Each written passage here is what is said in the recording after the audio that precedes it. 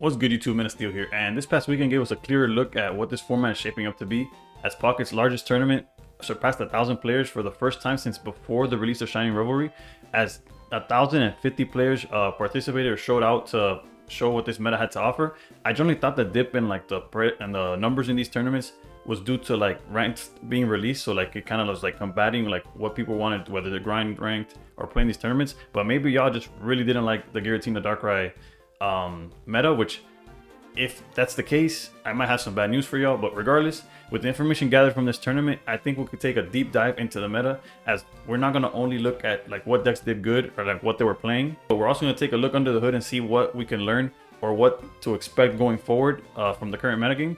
Before we begin, if you're new here, I go by Men of Steel and I make videos of all things Pokemon Pocket, from meta reports to expert solo battle guides, and this rank season I like to post a little bit more about my climb to the top 1,000. So if any of that is of interest to you, please consider subscribing so you don't miss a thing. And regardless, thanks for watching, and above all else, stay pro. If there's any takeaway from an initial look at the graph to my right, it may seem that the meta is as versatile as it's ever been, but need I remind you what the meta looked like post Shining Revelry, like the very first tournament?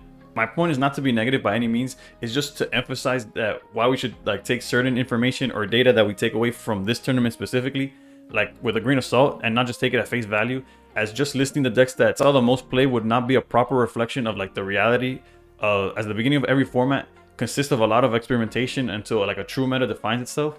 And that's when player bases begin to like conform around that meta, whether it's like by joining the best decks or trying to counter them. Nonetheless, there's no harm in looking at top decks, as it was Solgaleo Skarmory that saw the most play in this tournament with a modest 12.5%. And I say modest because I was at this point used to Giratina Darkrai taking up a third, like over 33% of the past two tournaments were just Giratina Darkrai. So seeing the most used deck be at 12.5, just over a tenth of it, is kind of crazy. The rest of the top 5 consisted of Charizard, the Stoke Charizard, with Incineroar, Giratina Darkrai, Giratina Snorlax, and a new look Rampardos Lucario due to like the boost of being able to use rare candy, giving it a little more flexibility when it comes to deck building. From there, the deck started seeing a lot less representation, but there's like no shortage of like unique lists. I feel like in this tournament you were going to find a little bit of anything, but everything past the Lycanroc, which is the 2.1% that you see there, is a bunch of decks that just didn't reach at least 2%. So I just clumped them all up into other. But as top decks begin to like identify themselves week to week, we prepare to see like the top end become much more like a much bigger piece of the pie, and slowly seeing the decline of like that other space, or at least being more defined, right? Speaking of decline, something I wanted to take a quick look at is where the top 5 decks of last format are currently. And as you can see down below, their play rates have completely plummeted, as the only one that remained relevant was Giratina Darkrai, and even then it dropped off like exponentially, as it's only making it went from a third of the entire tournament. So let's say if like 600 to 700 people were playing, it was over 200 people were playing Giratina Darkrai. Now with 1,000 players, there's only 7%, so put it like, let's say 70 people, so it dropped from like 200 people playing it to just 70, which is a huge drop off. Not to mention, like you can see it there, jumping from 33.9% to just 7.2. The rest of them completely fell off, as Genetic Apex Charizard was the only one to like hold above 1%, and even then that's not a significant amount. And in an attempt to remove the fluff, it's best we jump to top 64, where the decks truly had to perform. Like after 8 rounds of Swiss, you kind of get rid of like a lot of that second half of the chart, and we're able to see really what's fighting or what's doing well. Right off the bat, we can see that top 64 made it a lot easier to recognize a top 5, as the top 5 decks went from making up a third of the entire metagame to up to 2/3 in the top cut. And I did warn y'all, I might have some bad news about Giratina Darkrai, as it continues to dominate despite the release of a brand new set, by tripling its representation from 7% of the entire metagame to start the tournament to making up 22% of the top cut, and easily the #1. As expected, all the other decks saw slight spikes in the representation as well, as 8 rounds of Swiss tends to favor the popular and weed out like the miscellaneous. However, about a quarter of the top cut was represented by like one-off decks, like a bunch of like random like Greninjas with this, or like it's really hard. I couldn't like possibly break down every list like deck by deck, because top 64 is quite an amount, and then this video would go on forever. Ultimately, it was Snorlax Giratina that came out on top, as it took down a favorable matchup in Magnezone Oricorio Oricorio. I'm sorry, but I don't really know how to pronounce it. But in the finale, it was a Magnezone Oricorio versus the Snorlax Giratina, which actually favors the Snorlax due to the fact that Snorlax could actually hit the bird. But there's so much more to this meta than the final result, or even what made top cut. It is when we look into the specific matchups that we can, to some extent, predict or anticipate which decks are set up to become forces in the meta, or simply a meta call, which decks strategically overpowered the meta, or if they just like dodged their way to the top. And trust me, you're gonna want to stick around for this part. But before I get into the deck list and matchups, I want to point out what the top 10 decks of the format were in terms of like play rate. These are the decks that we'll be using as reference for the strength of each individual deck, and I promise will make more sense once we get there. As you can see here, we have the winning deck list of the Arceus Day 27, as it is essentially a Greninja Giratina list, but it uses Snorlax as both a wall and with the aid of Berry, an offensive threat.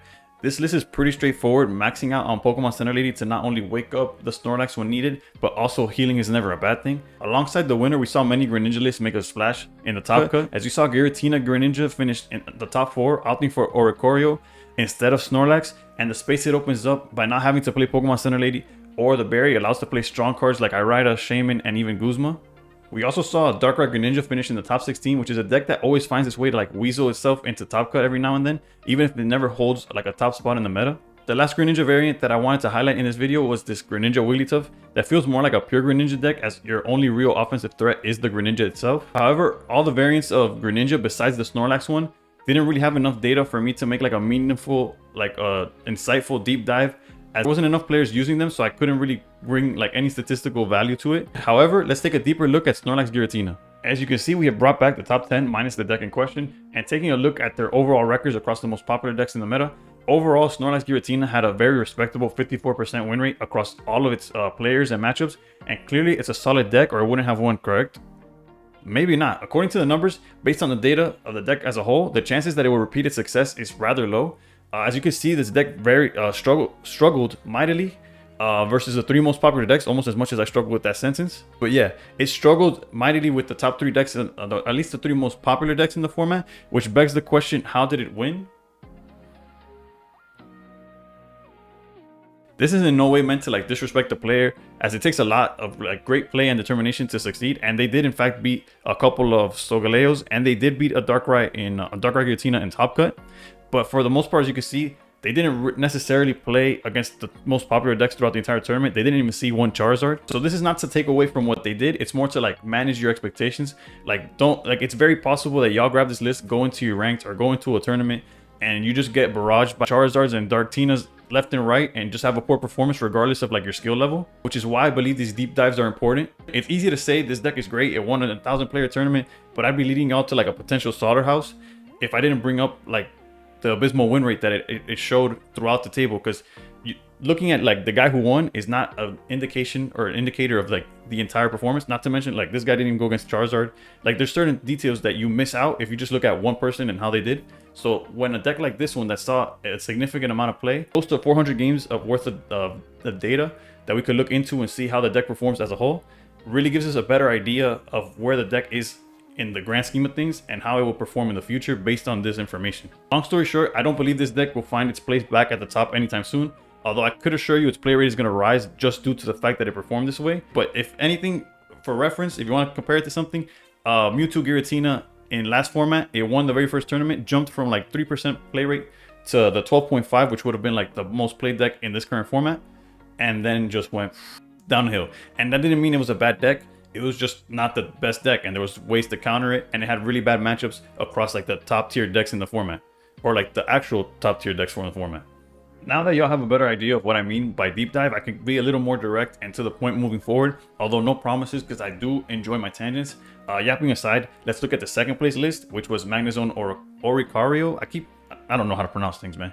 I actually had a close friend of mine that suggested a similar list to this when ranked first brought up, and honestly, it was at the peak of like Rockruff Rampardos, so I had a really bad time. But in a world where non-EX fighting decks aren't everywhere, like it was at the beginning of ranked, because that's like one of the faster decks to use, this deck is not only very strong, it has the stats to back it up. As you can see, the overall win rate is very similar to that of Snorlax Giratina. However, its win rate against the top 3 decks in the format, based on, and when I say top 3, I mean based on play rate, is through the roof. This deck takes on the EX dependent strategies and just crushes them, as they have, if they have no answer to this bird, they just have no chance of beating you, and it completely shuts them down. Better said, if the top 3 decks don't adapt and find a way to counter this crazy bird, all the results will be at the mercy of whether they dodge this. However, this mentality of adapting or adjusting is definitely more suited for like the tournament scene, as in terms of ranked, where it's just try to play as many games as possible, you technically would just accept defeat when you run into one of these. But in a tournament scene where you're trying to go trying to win and you know that you're going to go against a little bit of everything, it's important to keep in mind a way to at least answer this if you see it. Because let's say you go to top cut and you face this, you don't want to be in a position where you just automatically lose because you have no answer to one of the currently most popular cards to like counter the meta. The final slot of top 4 that we've yet to cover is this Charizard Incineroar pile. And if I had to make a guess on what deck will win this upcoming week, my money's on some version of this deck, especially if they find a way to counter or at least like answer the Oricorio without sacrificing too much from like their main like game plan. This tournament had various different versions of Charizard, from Genetic Apex to just pure Charizard from Shining Revelry, so using the Turtonator, like an array of different Charizards. However, I do believe this is the best way to do it. And outside of a few tweaks to the trainer lineup based on either preference or meta calls, this deck has so much going for it. When looking at win rates, this deck does seem to be the most volatile, as it has some really good matchups and some other very poor. However, the reason I believe in this deck is because it's amazing win rate against like the Snorlax that just won, which we'll be seeing a lot more play the following weekend, as well as like basically a 50-50 matchup on what I believe is going to be the most played in Giratina Darkrai. And from personal experience, I do believe this deck should be having a better, like it should be more favored in the Giratina Darkrai matchup, especially if you're able to establish an Incineroar. I feel like that card single-handedly wins that matchup. Granted, you need maybe your Lilies or a Cape or something to keep your health up, but not full, right? Because then you get to deal extra. Once you're a hurt Incineroar, not only is it hard for them to put you in range for like to knock out, you're knocking out everything that they have. So ideally, you are favored as long as you get your setups going. Yes, y'all heard me correctly just a minute ago. I honestly believe that after its performance in this tournament and in ranked ladder, Giratina Darkrai will be the most played deck in the upcoming weekend, or in the upcoming week as a whole. Hopefully I'm wrong, but despite not closing it out, Darkrai Giratina once again proved like how much of a threat in the meta it is, as going from such a small amount, like 70 players, to making up a fifth of the top cut is no easy feat, nor is it something to be ignored. The list you see here is the highest placing, and as I looked around, there was a few people on the tech of using the Oricorio as a 5th basic. However, the best performing decks were in fact the ones that just stayed true to the just using 4 Pokemon, and that kind of allowed them to like more space to play some more tech cards. Some people, like as you see here, they're on red card, others were on Guzma, others were playing the Poison Barb, the new tool card. So regardless their lineup of tool cards and whether they're playing a tech card or not, this deck continues to be the perfect example of like power meets utility. So this deck is still relevant and among the top of this meta. When looking at the stats, it's clear to see that not only the Darkrai Giratina have the best win rate of the decks that we're observing today with over 57%, but it managed to do it across all levels of competition, only struggling significantly versus like a less than popular deck in like the form of Decidueye, where it, as you can see, it was pretty poor against that deck, which funny enough, although it was very popular in terms of like how many people played it, it didn't really see success or top cut, so that's why we're not even like talking about Decidueye today. But noticeable stats are that it is 40-60 against Charizard and Incineroar and Oricorio decks, which is why I believe Charizard will do so great next weekend. Alongside what I'm also predicting will be the rise of how many people are on Darkrai Giratina in the coming week. Moving on from the Nightmare that is a potential sequel to the Giratina Darkrai format, is I have a couple of honorable mentions, and these are decks that I was surprised to see perform as well as they did, but the sample size of like the players using them was too low for me to make a deep dive, as there wasn't really a big representation of how it did against multiple decks in the format, just realistically what that one person faced. So that starts with Garchomp EX, that with the addition of Rare Candy managed to take down some serious competition on its way to a top 8 finish. I can't really speak for the deck or the list in general, but I felt it was worth sharing. If y'all want to try it out, feel free to comment down below your thoughts on the list, as well as how it did for you or what changes you would make. Another deck I wanted to call out that also benefited from the release of Rare Candy en route to a top 32 finish is the old school Mewtwo Gardevoir. Crazy to think, 1, that someone would bring this deck to a tournament, and 2, that they'd end up turning in such a great performance. Although full transparency, I'm unaware, nor can I predict if either Garchomp or old school Mewtwo will see any play or success moving forward. Another strategy that made noticeable noise this past weekend was Arceus, and although I wanted to make a deep dive on the deck, the way Limitless identifies this deck is a little like lenient.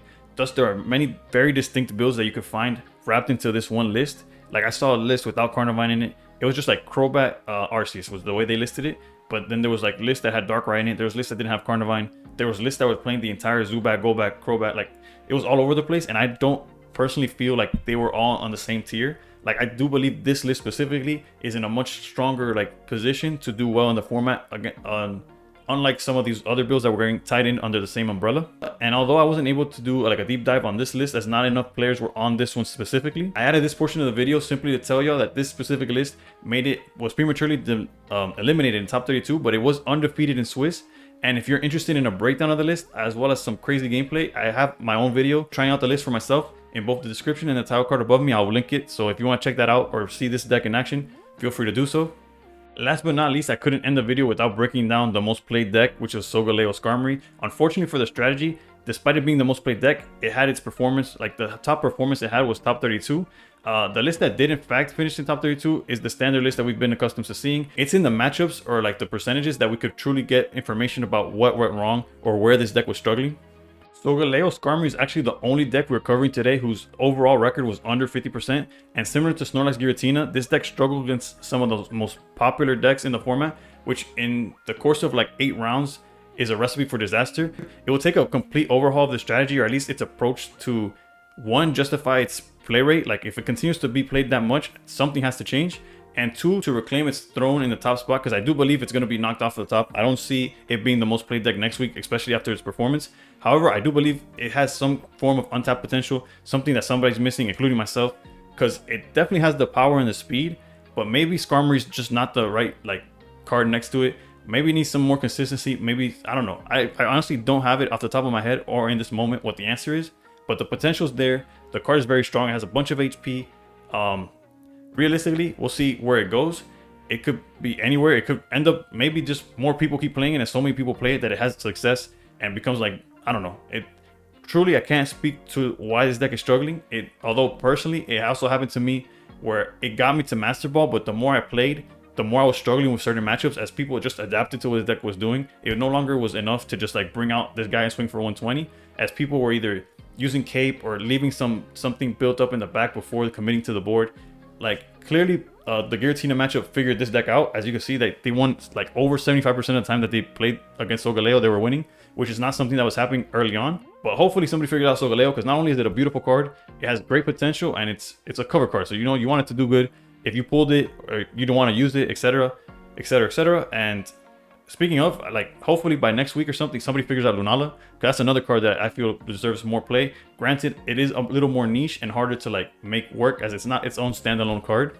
In conclusion, I'd like to make some bold predictions based on the stats from this past weekend, which include, but are not limited to, Snorlax Giratina will not see nowhere near as much success despite a rise in play rate. So it'll have a rise in play rate. It will not see the success it did.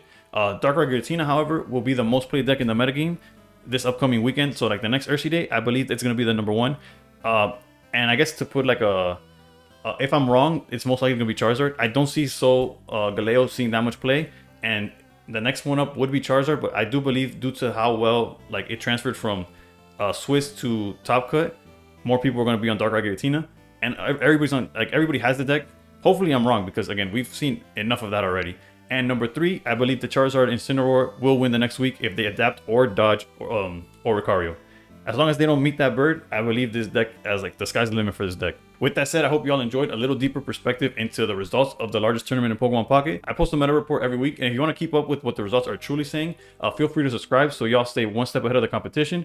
Best of luck on either your next tournament or the rank ladder, and above all else, stay pro.